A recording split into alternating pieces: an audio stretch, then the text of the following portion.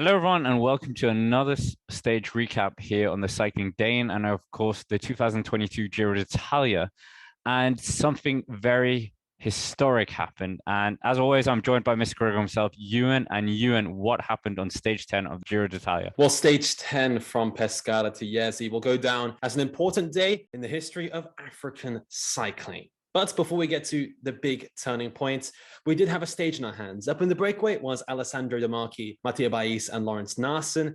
They went ahead, swept away most of the intermediate prizes, with Alessandro De Marchi staying out for the longest. During the stage, Richard Carapaz, the leader of Ineos Grenadiers, came down in a crash. We didn't get television pictures of it, but there's only one picture that documents the incident on Team Ineos Grenadiers' Twitter account. Also, there were a couple of bike problems for Van der Poel, who dropped his chain not only once, but twice, about 40 kilometers from the end. Alpecin Fenix, and Intermarché were both sharing duties from this point onwards at controlling the race, building themselves up for the final climb of the day, the Monsaro climb with 10 kilometers to go. It was an average of 5%, and it could have wiped out the sprinters, and it did just that.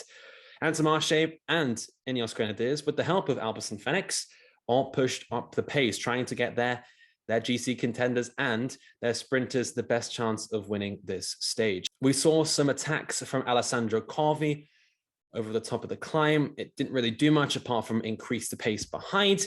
And over the top of the climb, Mathieu van der Poel, along with Simon Yates, Vincenzo Nibali, and so forth, tried to attack. They flew off the front. They got a small gap. Van der Poel even tried to go out on his own, but it didn't go to much. He sort of surrendered eventually in his effort to go solo all the way to the end. There was one corner with roughly 4 kilometers to go where Biniam Girmay overcooked it completely, going the other way, it seemed.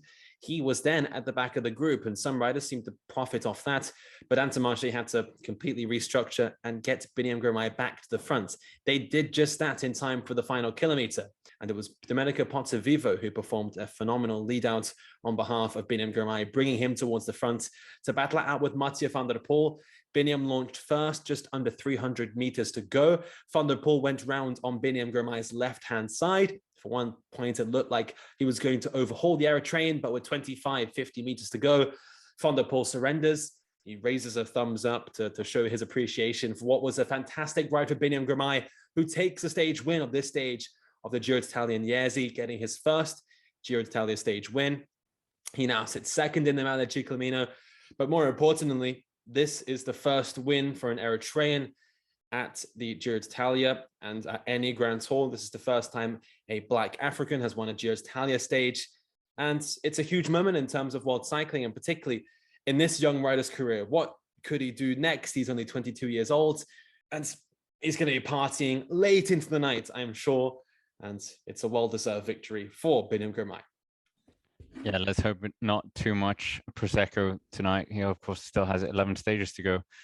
But well, Ewan, where best to go than Bini for the Vini? Finally takes it, and we've seen him so well up there, fighting top fives, getting top fives and being in the mix with Mathieu van der Poel, Mark Cavendish. These are the superstars of the sport, and today, yeah, absolutely incredible. But as a team, Intermarché have gone from this team that were, a stage with Taco van der Hoorn last year to this formidable team with Domenico Pozzovivo, really a complete package, really, kind of uniting behind Bini Girmay. Yeah, it's been a really nice sort of narrative to have Intermarché find their purpose. Last year, they were sort of scrambling for that purpose. They got their World Tour license fairly last minute. They're a team with a Belgian and Italian identity, and they tried to sweep anybody and everybody off of the transfer market. This year, it became a lot more streamlined. They had early season wins, the Tour of Oman with Jan Hirt, who's doing particularly well in the GC here as well.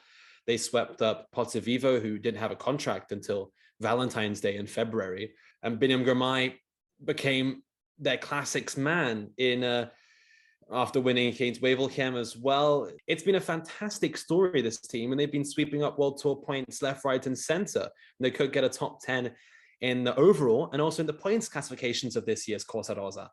So it's been fantastic for Intermarché, and with Girmay in a very long contract, the future writes itself. It looks like Biniam at the age of 22 has no limits at this point.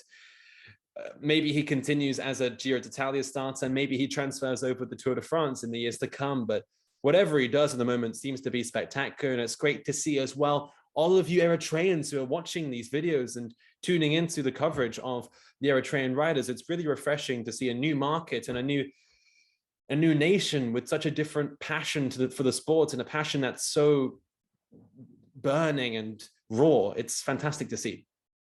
Yeah, incredible, absolutely incredible for Eritrea and Intermarché and Bini, of course. But Ewan, Mathieu van der Poel, many people thought he was going to take his second Giro d'Italia stage victory. Where did the Flying Dutchman kind of lose this race? Alpes in Phoenix did so much work, but no reward at the end. Well, it was a tough one for Van der Poel. He came into this as one of the favorites alongside Biniam Girmay. And I mean, he attacked a lot more than he attacked a lot more than Biniam Girmay did. We'll put it that way.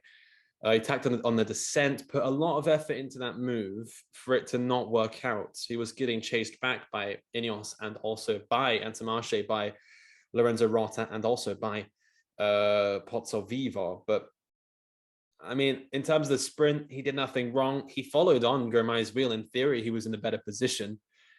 I just don't think he had the power. I think that's why he conceded the victory quite easily to Girmay. He was very happy to wish him congratulations and so forth at the finishing line. There's a great amount of respect between these guys, which is also very humbling to see for these two. They're very down to earth, and they really maximize the sportsmanship that we need in a sport like cycling. Yeah, that's definitely true. Two very good role models. But turning the picture to another rider, of course, Maglia Rosa wearer Trek Segafredo were largely absent at the front of the race. Of course, they were given that liberty because Intermarché and Alpes in Phoenix, of course, were trying to win the stage. But Juan Pedro Lopez, we were speculating whether he would even have the jersey at the end of Blockhouse, and now he's still in it. Exactly. Trek Segafredo had a pretty easy day. Juan Pedro Lopez was out of trouble. He rolled with the punches when it got tense over Monsanto. And I mean, no major difficulty for the Spaniard. He will continue to wear pink. Tomorrow is an easy stage. On stage number 11, it's pancake flat. There's no adversity there. So it looks like we're going to see Juan Pep in the Maglia Rosa for a number of days. And he was even giving Biniam Girmay handshakes and hugs after the finishing line as well. So there's an immense amount of respect for the other riders at this year's Giro d'Italia, which is a good sign for the future. These are all young riders. And of course, we can't talk about Biniam Girmay without mentioning the Maglia Ciclamino. Of course, he isn't going to be the wearer of that jersey, but only 3 points behind Arnaud Dumas. And this is gearing up to be quite an intense and close battle here all the way to Verona. Yeah, exactly. And I'm sure Biniam Girmay's attacking and courageous spirit will leak into this competition. It looks like Dumas is going to gain some points tomorrow. Biniam invested a lot into today. Maybe his legs will be a little bit tired. And also with the stage into Genoa on stage 12 looking perfect for Girmay, he might try to keep his resources for that stage as well. But it's going to be a long battle. It's a marathon more than a sprint, ironically, in this Maglia Ciclamino battle. And it's going to be here all the way until Verona, I feel. And also, if you're still wondering who Biniam Girmay is, we covered his history and his rise to the top level of professional cycling after his Hayes-Wevelgem victory a couple of months ago. So please tune into that video if you want an extra bit of context onto who this great champion is. So anyways, that's basically it for this stage race recap analysis, or whatever we call it. Seems to change the name every time we say it. But nevertheless, history made by Biniam Girmay, absolutely incredible 22-year-old from Eritrea, and we're excited to see what will happen at the rest of this Giro d'Italia. So if you want to stay up to date with all things we're doing on the Cycling Dane, make sure to subscribe, hit the like button on this video, check out the Cycling Dane Extra where we normally do the recaps, and of course check out our podcast if you haven't already, and join us on our live commentary streams each day. So with that, thank you very much for watching, and here is Biniam Girmay waving to us all. Bini! Bini!